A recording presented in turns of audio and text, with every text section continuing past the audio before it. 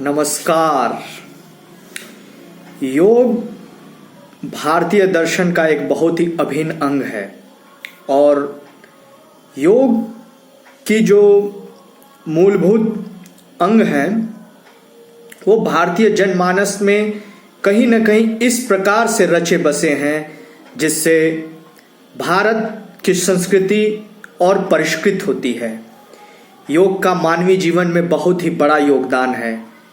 योग जिसमें कर्म योग, ध्यान योग, भक्ति योग और राजयोग प्रमुख हैं। लेकिन योग यदि राजनीति में हम कर्म योग का उपयोग करें तो क्या हमारी राजनीति परिष्कृत नहीं होगी? जरूर होगी। लेकिन निष्काम कर्म योग की बात अक्सर बहुत कम लोग करते हैं। भगवान श्री कृष्ण ने जहां गीता में निष्काम कर्म योग की बात कही थी कि अपने आदर्शों को इतने उच्च रखो और अपना लक्ष्य इतना महान बनाओ कि आप यदि कोई भी प्रयत्न कर रहे हो तो उसमें आपका ये ध्यान रहना चाहिए कि उसमें निज हित से ज़्यादा जन का हित हो। यानी फल की अवधारणा तभी खत्म हो जाएगी जब आपका लक्ष्य महान होगा। आप सफलता या असफलता में उसी प्रकार से रहेंगे, एक व्यवस्थित इंसान की तरह, एक बैलेंस इंसान की तरह। भारतीय दर्शन में पुरुषार्थ को मान्यता दी गई है जिसमें धर्म, अर्थ, काम और मोक्ष रहते हैं। हमें अपने धर्म का भी पालन करना है, अर्थ पैसा भी, जीविकोपार्जन के लिए पैसा भी कमाना है और अपनी काम में अपनी आवश्यकताओं की भी पूर्ति करनी है। बाकी जब ये सारे पूर्ण हो जाएं तो हमें जन कल्याण के लिए काम करके मोक्ष के मार्ग पर प्रशस्त होना है। तो भारतीय राजनीति में नीतियां ऐसी होनी चाहिए जिसमें जो कर्मयोग की भावना है वो बहुत ही ऊंचे आदर्शों को रखती हो। लेकिन भारतीय राजनीति में निष्काम कर्मयोगी बहुत ही कम होते हैं।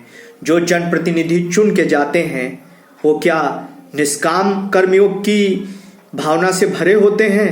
नहीं, उनके अंदर निज हितों का ज़्यादा रहता है कि हम किस प्रकार से अपने हितों को केवल साधें और जिनके द्वारा हम चुने गए हैं उनके हितों को दरकिनार कर दें। बहुत से कम नेता ऐसे होते हैं जिनका एक व्यापक दृष्टिकोण होता है। वो दृष्टिकोण इतना बड़ा होता है जिनमें अपने निज हितों की आकांक्षा नहीं रहती है। उसमें भारत के लोगों के लिए, भारत की जो संघर्ष, जिन चीज़ों से संघर्ष कर रहा है उनको कम करने के लिए उनका ध्यान रहता है। वही राजनेता एक नेता कहलाने का अधिकारी है, क्योंकि किसी भी क्षेत्र में नेता वही होता है जो यदि सफलता मिले तो उसका श्रेय अपने साथ वाली जो सदस्यीय टीम है उसको दे और असफलता मिले तो पूरा श्रेय खुद पर ले। यही भारतीय राजनीति में होनी चाहिए। वो निष्काम कर्मयोग की भावना से ओतप्रोत होनी चाहिए, क्योंकि जब तक हम निष्काम कर्मयोग की भावना से ओतप्रोत नहीं होंगे तब तक भगवान श्री कृष्ण का दिया हुआ जो वक्तव्य है वो किसी काम का नहीं, क्योंकि गीता का मूल है निष्काम कर्मयोग। भारत जहां योग को अंतर्राष्ट्रीय स्तर पर पहुंचाने में सक्षम हो रहा है और हो गया है, जिसे हम पूरे वैश्विक स्तर पर 21 जून को मनाते हैं, जिससे हमारी सॉफ्ट पावर डिप्लोमेसी बढ़ी है और विश्व पटल पर योग को एक ख्याति प्राप्त हुई। हालांकि योग तो बहुत पहले से ही विश्व स्तर पर किया जा, लेकिन उसका जो प्रचार या प्रसार था बहुत सीमित था। लेकिन अब व्यापक तौर पे लोग को योग को महत्व दे रहे हैं। योग केवल शारीरिक गतिविधि या शरीर से ही जुड़ा नहीं होता है। योग जहाँ शरीर से जुड़ा होता है उससे उसका रिश्ता मनोयोग से होता है। वो शारीरिक और मानसिक चीज़ों को प्रगति देता है। लेकिन यदि हम राजनीति में योग को ला दें और लोग कर्म योग की भावना से ओतप्रोत हों, जैसा स्वामी विवेकानंद जी ने कहा था कि कर्म ऐसा जिसमें आदर्श ऊंचे हो, श्रेय और प्रेम में यदि चुनना हो तो आप श्रेयस्कर को चुनो, जो प्रिय है उसको मत चुनो। लेकिन आजकल राजनीति में इतने भ्रष्टाचार हो गए हैं, लोग जो राजनेता हैं वो ऐसे आदर्श स्थापित नहीं कर पा रहे हैं जिससे हम भारत को महान बना सकें। एक त्याग की भावना बहुत ही सीमित हो गई है। जब तक त्याग आप नहीं करोगे, कर्मयोग के मार्ग पे नहीं चलोगे। एक विद्यार्थी के लिए त्याग होता है उसकी पढ़ाई, या किसी नेता के लिए उसके जो जनता ने उस पर विश्वास रखा है उसके विश्वास को कभी डिगने ना दे। या किसी भी क्षेत्र में, आइदर वो कला के क्षेत्र हो या अभिनय का क्षेत्र हो, लोग एक ऐसे आदर्श प्रस्तुत करें कि जिससे भारत एक महानता को फिर से छुपाए। क्योंकि हमारा जो एक व्यापक क्षेत्र रहा है, यदि हम प्राचीन चीज़ों को देखें तो काफ़ी विस्तृत रहा है। इसमें स्वच्छंदता और जो क्रिएटिविटी है इसका एक बहुत ही बड़ा आयाम है। लेकिन अभी हम राजनीति में निष्काम कर्मयोग की बात करते हैं।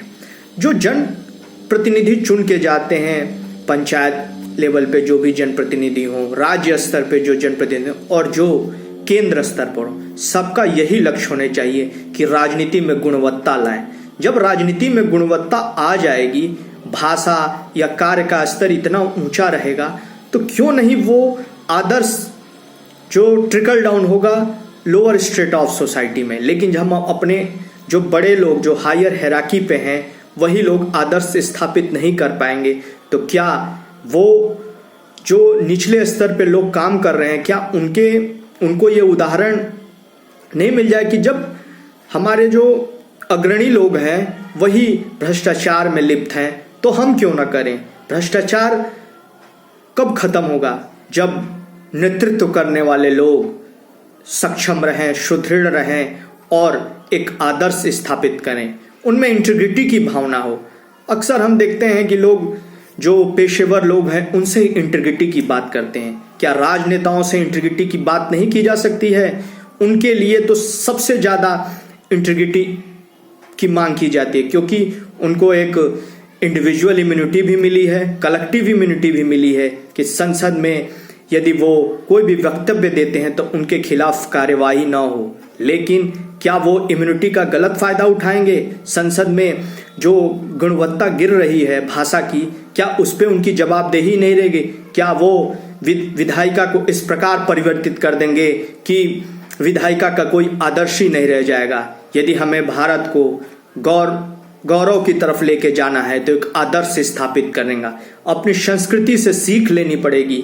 वाद और संवाद की जो प्रक्रिया है उसको एक बहुत ही स्वस्थ बनाना पड़ेगा और चुनावी जो प्रक्रिया है उसको इस प्रकार से विकसित करना पड़ेगा कि आम जनमानस में एक ये विश्वास पैदा हो जाए कि हम जिसको चुन के भेज रहे हैं वो एक बहुत ही सशक्त मनुष्य है, उसका दृष्टिकोण बहुत व्यापक है। और जब दृष्टिकोण व्यापक रहेगा और लोग माने निष्काम भावना से यदि अपने कार्य क्षेत्र में अपना काम करेंगे तो ऐसा हो ही नहीं सकता कि भारत समृद्धि की राह न पकड़ ले, समृद्धि की गति न पकड़ ले। क्योंकि जो समृद्धि का हाईवे है उसको तय करने वाले लोग नीति बनाने वाले लोग हैं, नेतृत्व करने वाले लोग। जब नेतृत्व अच्छा होगा, निष्काम भावना से परिपूर्ण होगा, तब भी राजनीति पल्लवित होगी, पुष्पित होगी और परिष्कृत होगी। क्योंकि राजनीति में नीतियां ऐसी होनी चाहिए जिसमें आदर्श ऊंचे हों, भावना ऊंची हो, कुछ काम करने की लगन हो। जब ये लगन ही नहीं रहेगी तो भला क्या हम संसद में केवल एक मूक श्रोता की तरह जाते हैं? हमें उन मुद्दों को उठाना पड़ेगा जिस राष्ट्र की जरूरत है। गरीब और हाशिए पर पड़े लोगों के मुद्दों को उठाना पड़ेगा, उनकी आवाज़ सुननी पड़ेगी। ऐसा नहीं कि केवल समृद्ध वर्ग के ही लोग अपनी आवाज़ और अपने काम करवा लें और गरीब और हाशिए पे पड़े लोग अनभिज्ञ की भांति आंखें मूंद कर बस चुनावी प्रक्रिया के दौरान अपने अधिकार का प्रयोग कर जनप्रतिनिधि को चुनकर संसद में भेज दें। हमें राजनीति में निष्काम कर्मियों की भावना को लाना होगा, नहीं तो भगवान श्री कृष्ण का दिया हुआ वो वक्तव्य किसी काम का नहीं रहेगा। हमें भगवान राम को अपने अंदर, अपने मानस पटल पर उनके आदर्शों को इस प्रकार से अंकित करना होगा, तभी हम राम राज्य ला सकते हैं। इसीलिए भगवत गीता केवल एक धार्मिक ग्रंथ ही नहीं है, वो दैनिक जीवन में भी हम उस आदर्शों को रखेंगे तो हम जरूर राजनीति को परिष्कृत कर सकेंगे। और राजनीति इस प्रकार से होगी कि विश्व के और भी देश भारत से उदाहरण लेके अपने देशों में उस प्रकार की राजनीति करेंगे, क्योंकि अब पूरा जो विश्व है एक कनेक्टेड हो गया है, इंटरकनेक्टेड हो गया। ग्लोबलाइज्ड वर्ल्ड में यदि एक जगह का कोई भी अच्छा काम तो दूसरे देश में उसकी धमक पड़ती है, लोगों में क्रांति आ जाती है। यदि वो क्रांति भारत से चालू हो तो क्यों भारत को विश्व गुरु बनने से कौन रोक सकता है। इसलिए हमें क्रांति की जरूरत है, वो ऐसी क्रांति बदलाव की नीति हो। जब बदलाव आएगा तो वो पूरे समूचे विश्व को अपने अंदर समाहित कर लेगा, क्योंकि हमारे जो वेदांत हैं, धर्म है, वो पूरे विश्व में फैले हुए हैं।